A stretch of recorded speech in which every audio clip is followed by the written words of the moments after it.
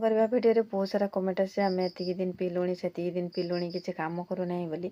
ତ ଆଜି ପୁଣି ଆଉଥରେ ଆପଣମାନଙ୍କୁ କହିବି, ଗୋଟେ ଗ୍ଲାସ୍ ପାଣି, ଗୋଟେ ଚାମଚ ଜିରା, ଗୋଟେ ଚାମଚ ପାନମହୁରି ଆଉ ଛୋଟ ଖଣ୍ଡେ ଅଦା, ମାନେ ଅଦାର ଏତିକି, ଏ ଅଦାକୁ ଗ୍ରେଟ୍ କରିଦେବେ, ନହେଲେ ଛେଚିଦେବେ, ଛେଚିକି ପକେଇବେ।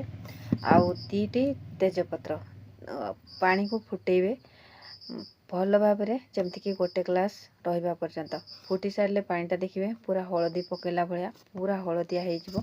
ତାକୁ ଓହ୍ଲେଇ ଆଣିବେ। ଯେତିକି ଉଷୁମରେ ଆପଣ ପିଇପାରିବେ ସେତିକି ଉଷୁମ ରଖିବେ। ତାପରେ ଯଦି ଆପଣଙ୍କର ଦେହରେ ଲେମ୍ବୁ ଯାଉଛି ଖାଲି ପେଟରେ, ତାହେଲେ ଲେମ୍ବୁର ଫାଳେ ପକେଇବେ। ତାପରେ ତାକୁ ସିପ୍ ସିପ୍ କରିକି ପିଇବେ। ପିଇ ସାରିଲା ପରେ ଆପଣ ଏକ୍ସରସାଇଜ କରିବେ।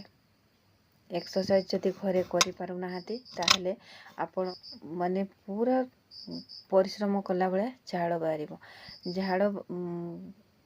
ଝାଳ ଦେଖିବେ।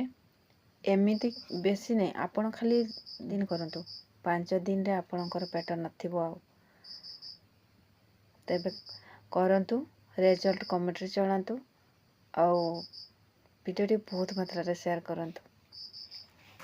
ଯେଉଁମାନଙ୍କର ସମସ୍ୟା ଅଛି ଉଠା ବସା କରିବାରେ ବା ଚାଲିବାରେ ବା ଏକ୍ସରସାଇଜ କରିବାରେ, ତାହେଲେ ତାମାନେ ଧୀରେ ଧୀରେ କରିବା ଷ୍ଟାର୍ଟ କରନ୍ତୁ ପ୍ରଥମରେ।